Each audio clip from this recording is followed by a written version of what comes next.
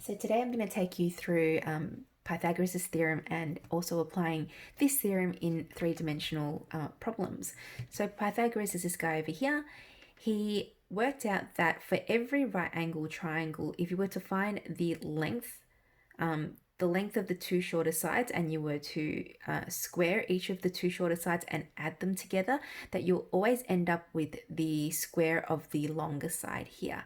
So what he basically said is that if you squared A, you get an answer, and you squared the length B and get an answer. By adding those two, you would get this square of C there. So this relationship is really important because if you know the length of two of the sides, you should better apply this theorem and find the length of the unknown side. So that connects the three sides over there. Now remember that C represents the longest side or the hypotenuse.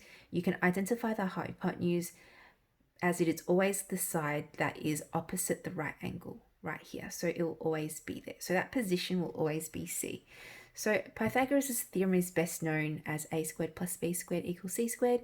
We can always transpose the formula in order to find the length of the two other sides as such. So if you wanted to find the length of A, so one of the shorter sides, you can square root c squared minus b squared, and b is quite similar to a. They're pretty much, a and b are for the two shorter sides.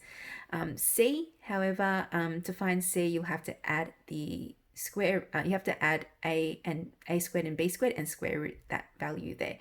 So a and b are very similar, and c is, you just have to add if you were to find that.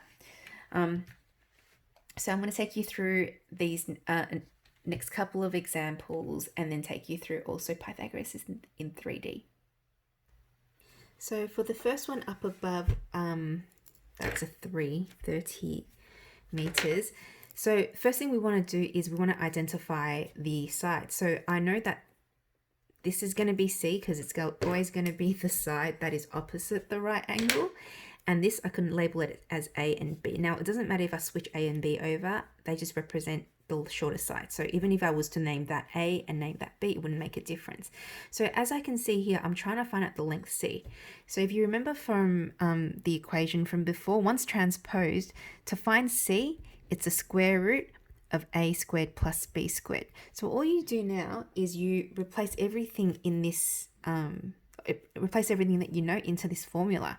So I'm looking for x, so our hypotenuse x is equal to the square root of 30 squared plus 14 squared, which equals to, or well, I can basically punch this in straight to the calculator and find the answer.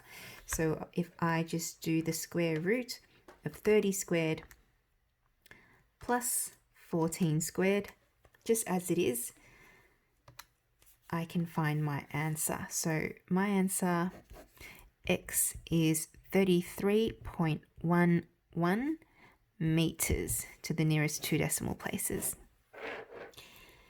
Then next example down here, same thing. I'm going to label A, B, and C for each one. So this will be my A and B and C. Now it doesn't, as I mentioned before, it's important where C is, but it doesn't really matter which one you label A or B if they're the two shorter sides. So in this case, I can see that I'm trying to look for A. So I'm going to write in the formula first. So to find A, this equals to the square root of C squared minus B squared. Okay, and then I just put in everything I know into the formula. So A is my x is equal to the square root of, now C is 13, so 13 squared minus 5 squared. And all I do is punch that into the calculator and it should spit out my answer. So square root of 13 squared minus 5 squared. And that gives me 12. So basically, this length here is 12 units, whatever unit that would be for that. Now we're going to go into more complex problems which involve applying Pythagoras in 3D.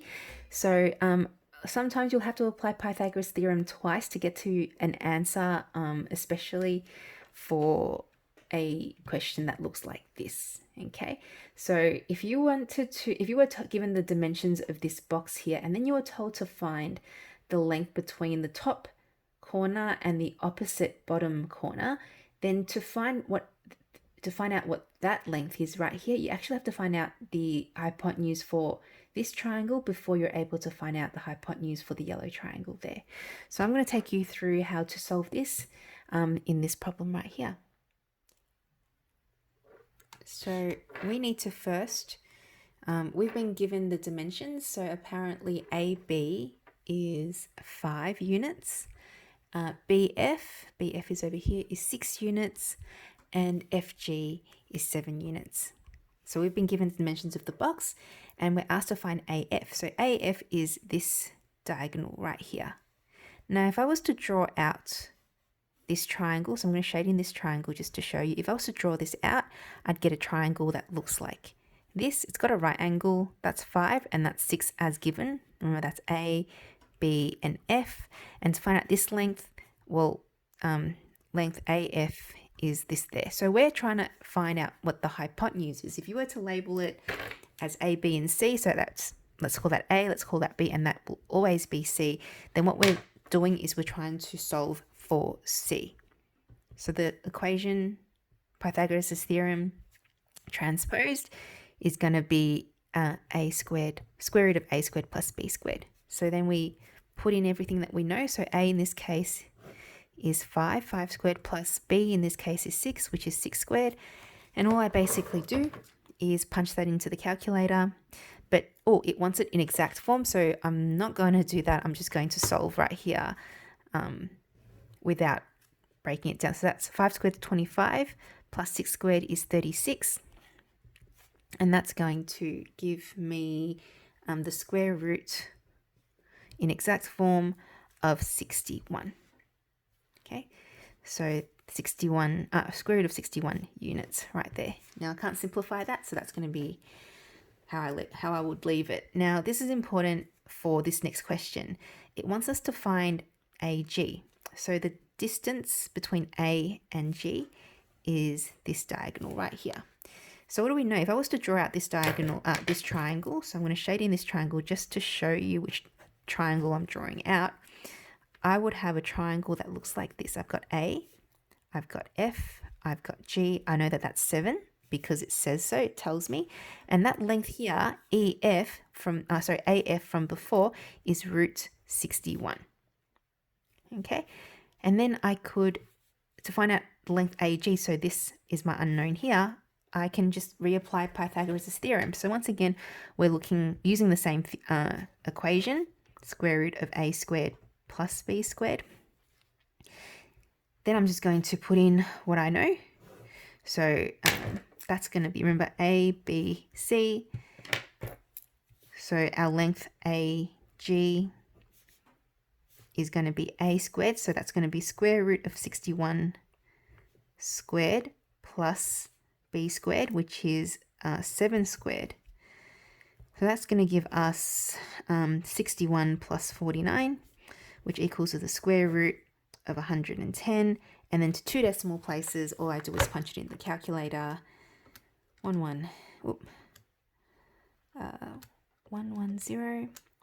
That's going to give me 10.49 and whatever units it would be. So that is the length AG there.